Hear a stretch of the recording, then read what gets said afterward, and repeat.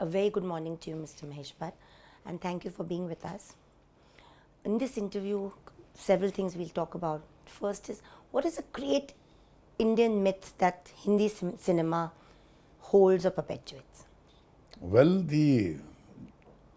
my understanding ever since I became conscious of me being me was that the Indian cinema is built on the bedrock of the vision of the founding fathers, which is that this country's plurality needs to be preserved as its most treasured asset. Its inclusiveness has to be at the center stage whenever we take any decision. And that our right to express our thoughts fearlessly, at the same time being sensitive to the thoughts of the opponent, are the treasures that generations must keep as the most important lodestars whenever they go through a dark night. So Hindi cinema has preserved this?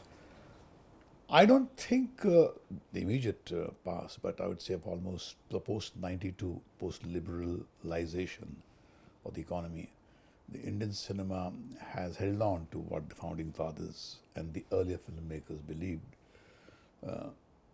But they have not perhaps torn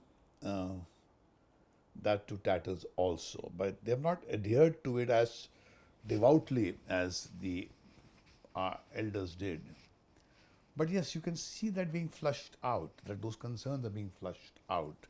Profit in every space of life has become more important. And this you connect with neoliberalization? I think so, because I think in 1998, when I made my last directorial film, Zakham, which kind of, in a very unafraid manner, articulated my concerns about the secular core of this nation, though the NDA was in power and the Shiv Sena BJP was here in Mumbai.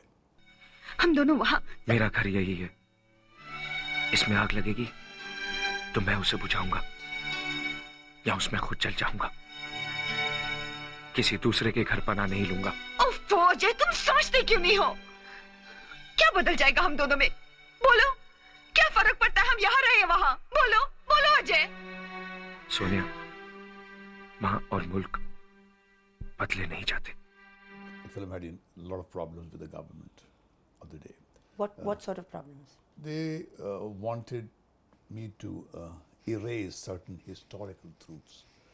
For instance, there were these saffron bands which were in one particular sequence on the head of the goons who kind of stormed into the hospital in the last phase of the film.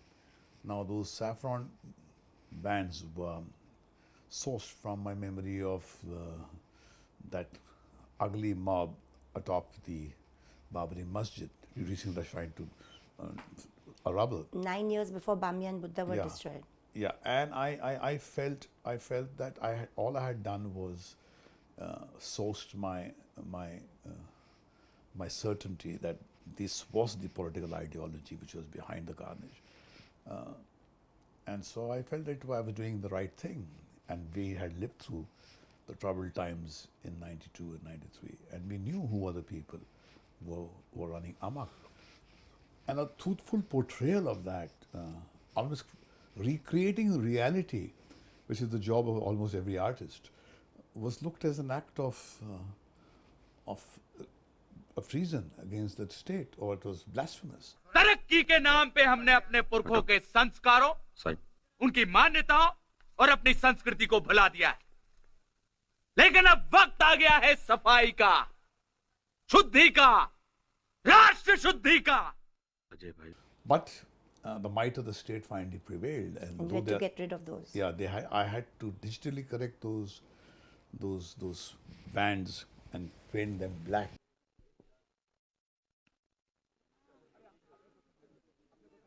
हम सबका ये नारा है, हम सबका ये नारा है। Why was Zakham so personally important to you? Because it came from my own past.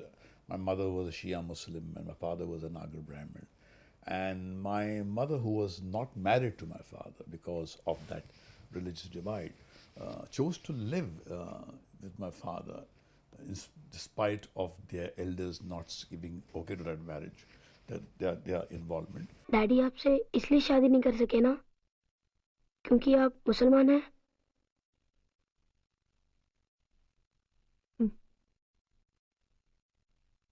क्या हिंदू की शादी मुसलमान से नहीं हो सकती?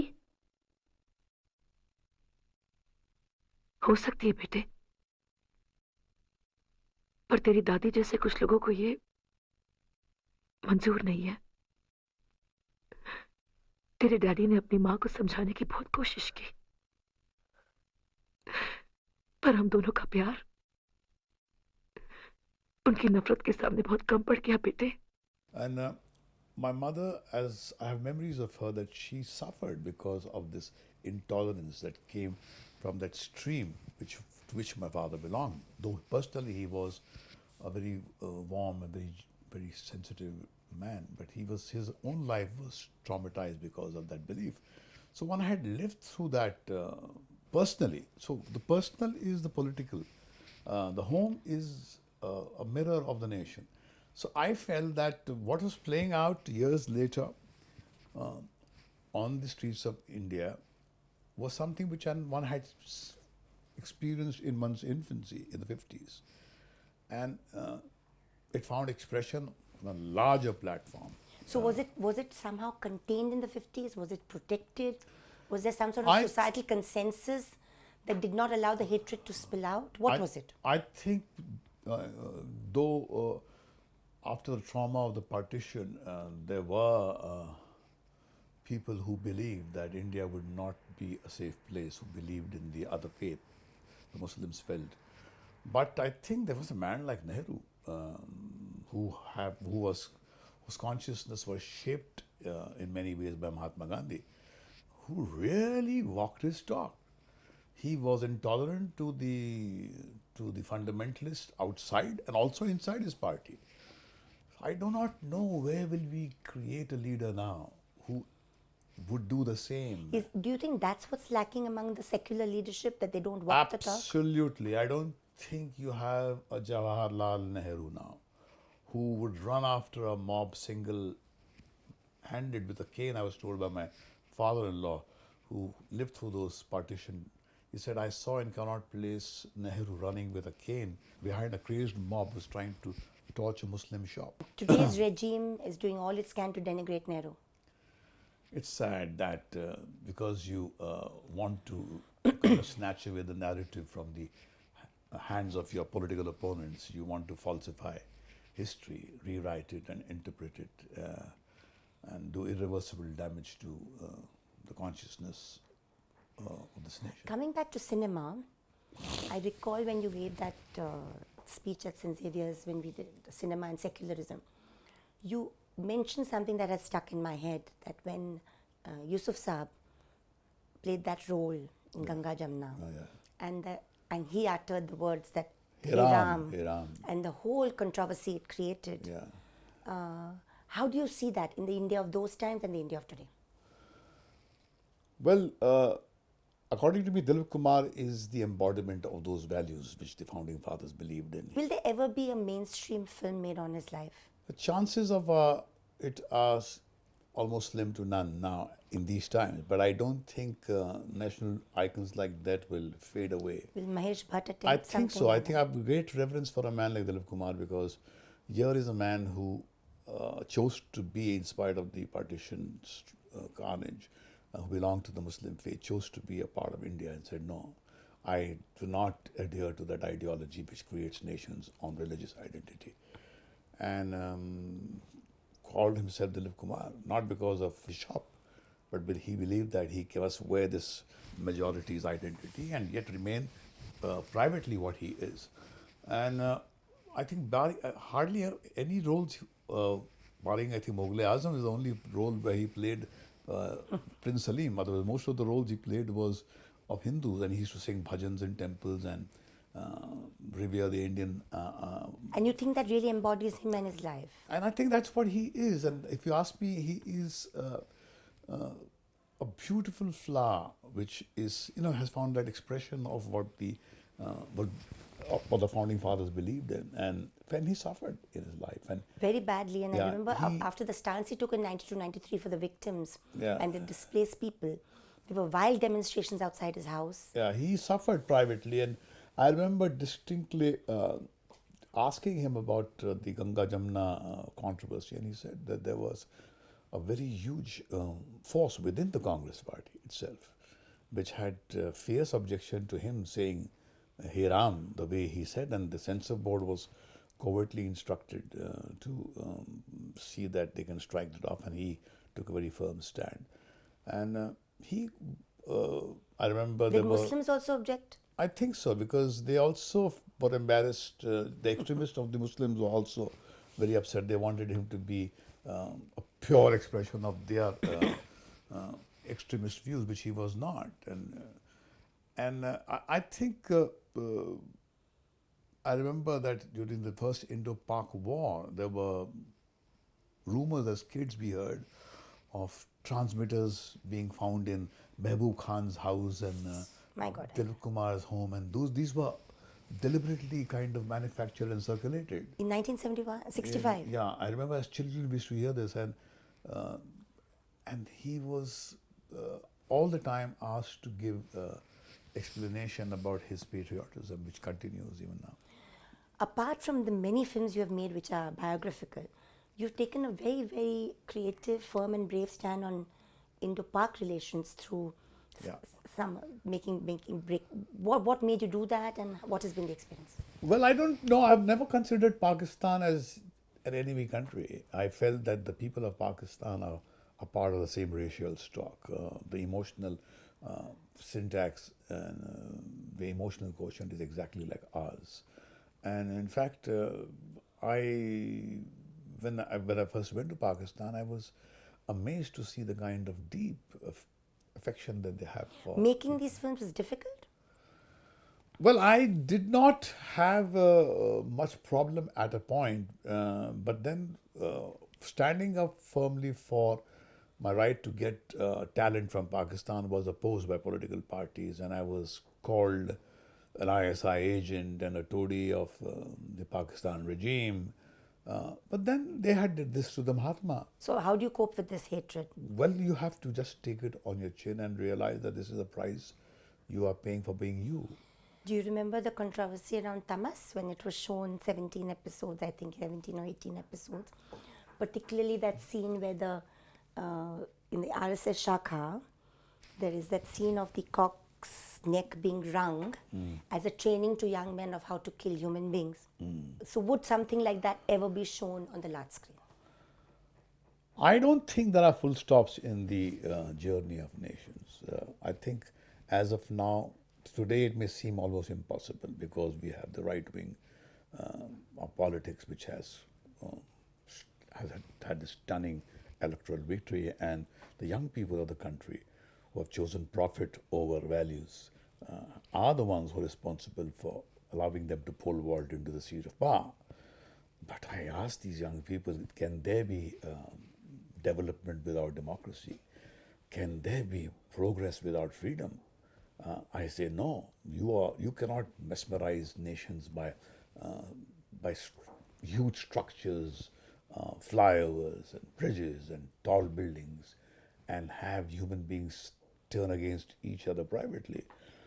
I have been to the Middle East, where the Arabs, with enormous wealth, have created marvelous cities, but there's something dead there, and there is fear walks tall, and culture and all cultural products wither in regimes which are intolerant. And so I think this is the time when the filmmakers, the storytellers, the artists, and anybody who has the right to interpret and experience life independently, irrespective of the political parties that rule you, must assert themselves and do what perhaps they would not do in a freer space. And you think that we expect something like that from Mahesh Bhatt and from others? Well, I find myself in a minority within the minority within the minority. But being what I am, if I could make a Zakham in 98, when it was looked upon as committing harakiri, and that was my last directorial film, then you can certainly expect that my right to dissent, which is the sure sign actually of a true patriot. You walk on the streets sometimes protesting. You did so on the whole issue of the Shiv Sena trying to forcibly feed a young boy during Ramzan. You've done it when Yusuf Saab was attacked. You've done it in the past. You've done it over Gujarat, over the... No criticism from the family, no criticism from your backers, your producers. Not from my wife. My wife, fortunately, comes from the stream because her mother had experienced Hitler's regime in the 40s, and so she had to flee Germany as a child and find safety in England. So she has that history behind her. But my wife has been very brave. My children have been very brave. My daughter Pooja is very brave. But yes, within my own home, my brother is perhaps not so supportive because he's a shopkeeper and he has his inclination towards the BJP and their politics, which I understand. I mean, that is the beauty of this country. You can have a diverse political ideology. But I'm certain that if I was not a revenue stream, if I was not a person who generated ideas which kind of brought in huge profit, then my voice would have been reduced to just a whisper. What has been the worst criticism of you ever? Sensationalism? What is it? Well, first, of course, that I'm an exhibitionist and I wash my dirty linen in public has been an old kind of a stick which they have used to whip me. But that is something which I have no problem with. But yes, they do feel that that my obsession with the minority cause is something which they find dangerous for their own. Don't you feel communalism within the minority needs to be condemned as strongly as that of the majority? I think so, but that's why one was very vociferously talking against the extremists in Kashmir when they kind of ostracized the Kashmiri Pandits. But then the majority, if she chooses to have amnesia and doesn't want to blot that out of your memory and say that you do not speak for us and only speak for them, it is their problem. And I don't think compelled, like a politician does, to keep records of those innumerable times when you took to the street. And what would you say today to the young filmmaker? You would be poorer if you amputate any one color of this country. This country's diversity has been its global strength. And if you think that if you reduce the human narrative only to one narrative, if the RSS's view of India and Hinduism is something that you embrace, then that would be a tragedy. The Varanasi that I have been to, the Varanasi that created sages and seers, give space to a Buddha 2,500 years ago to take the Hindu ideology head on. It allowed all kind of blasphemous thinkers to exist in complete harmony with them, because that is the bandwidth of the Hindu mind. not that narrowed down, bitter, inward-looking ideology that they're trying to propagate. Difficult times ahead, Mr. Bhatt, but thank you so much for being with us. Thank you very much. Hillele,